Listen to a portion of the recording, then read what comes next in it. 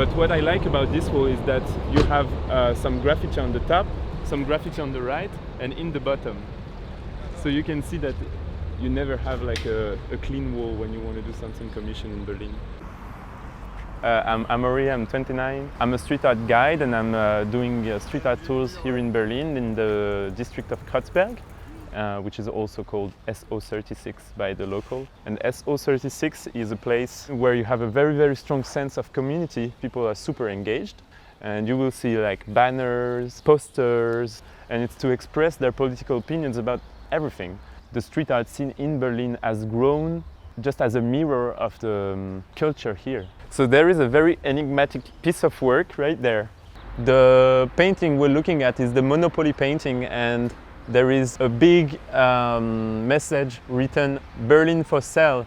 And on this Berlin for sale you have a grandmother writing an anarchist sign written "No." And so she's saying, no, Berlin is not for sale, we want to keep living in our district. This is a really playful way to talk about a very serious topic. A few people know it, it's a secret gem of Berlin, and it's one of the most important paintings in street art of Berlin to my mind, and very few people know it. It's not a famous one.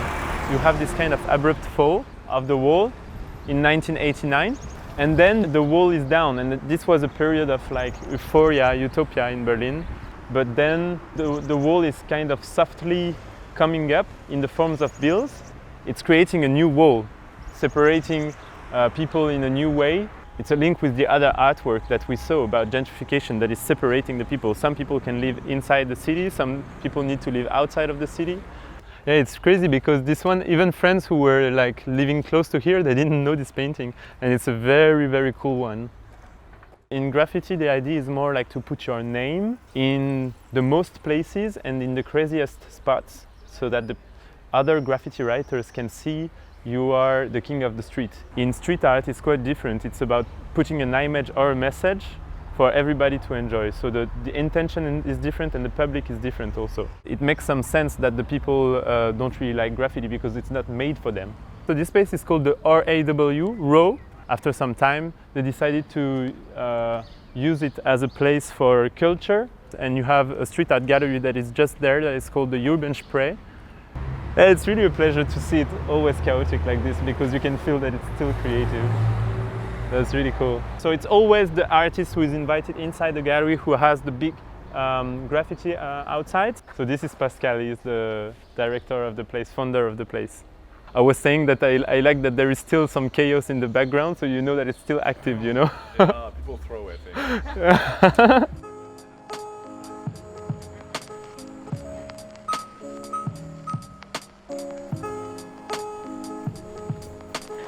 Thank you.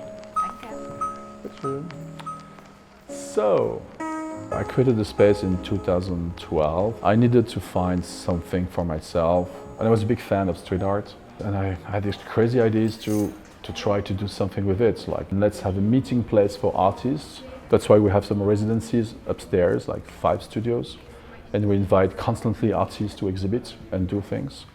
And that's something, yeah, very, very personal. And I wanted to play on that level, and something big, something large, which Berlin was giving me the opportunity. Beginning was very hard because people didn't know what we were doing. Like they had no idea who this guy, what they want, what they do. And it took a lot of exhibitions and concerts and events before people could understand what our objective was.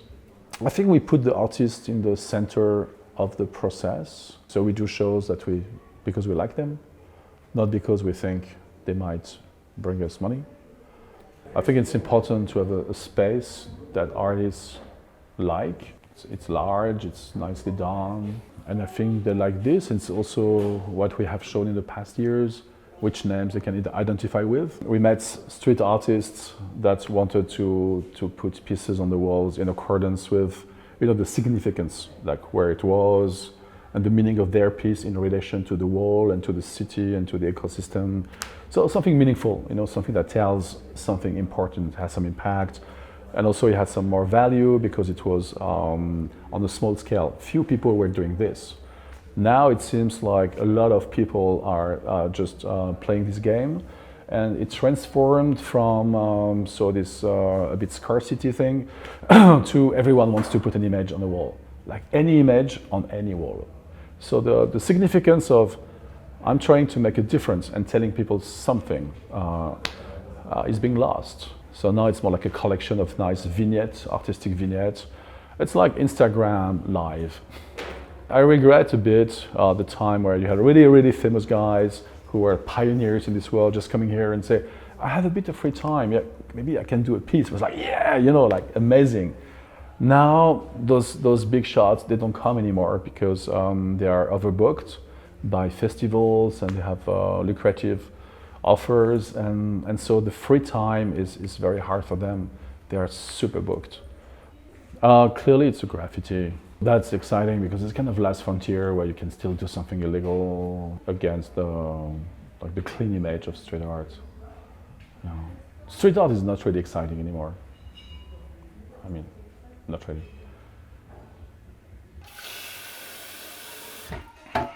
I mean, I do these studies and some of them I use for pieces I do outside. So I go to Hall of Fames or abandoned places around Berlin with friends. In the city there's the possibility of security, or people see you going in the building, people just call the police. But the abandoned spots are way more fun. It's like paradise when you go there. Like old Russian military bases, or it feels like in school when you did a trip with the class. I was really bad in skateboarding, but I always liked the graphics of the skateboards. Friends always told me, yeah, can you draw something on my grip tape? And then it was the 80s of skateboarding, so I draw a lot of skulls and monsters and stuff. My cousin actually, he showed me a book about graffiti in Germany. I said, where do you get this from? And he said, yeah, it was on sale in a supermarket. So we ran to the supermarket and it was in one of these bins where they throw in all the books. And that was my Bible, how I started. I started with classic graffiti lettering, then I got more attracted by characters. I really liked the b-boy characters of the Rocksteady crew record cover. I still have it here. Actually, I copied as much as possible when I started. And this is a really classic one, actually. I mean, I'm not a classical graffiti writer anymore. I have moved more in the artistic direction and whatever, but I still like the origin, and the origin is the tag. It's quite funny because people tell me, yeah, but you know, you see the house, it's full of tags, and if this would be your house, would you like it? And I said, yes, of course, but you know me, so I would already have painted my house. I'm the wrong person to talk about this topic, actually, because I like it. It's always the discussion about it. Is it vandalism to add paint to a surface? It costs money to actually clean it, but I think there's a lot of other really strange things where tax money gets lost in a black hole somewhere. In the history of humankind, there's no culture like this. I mean, that started because of kids or teenagers, and you don't have any other culture with this kind of artistic expression in our history. It's an open field. You don't have to study, you know, it's not so elitist in a way, so people can approach it very easy and they can try it out, so they don't need to go to an art school. It's more open-minded, more free to try it out and to see if they want to go on with it or not. Sometimes once in a while when you paint at the Hall of Fame, you meet younger people, of course, and it's nice to talk to them because they have kind of this fire inside to still be the number one in the city and kind of stuff. That's still quite fun, actually. They still have the spirit of graffiti. Like, I did the most tags, I did the most bombings in the street, and I'm too old for that. Police will catch me after 50 meters, so it's not my business anymore. But it was your business once? No, no, never.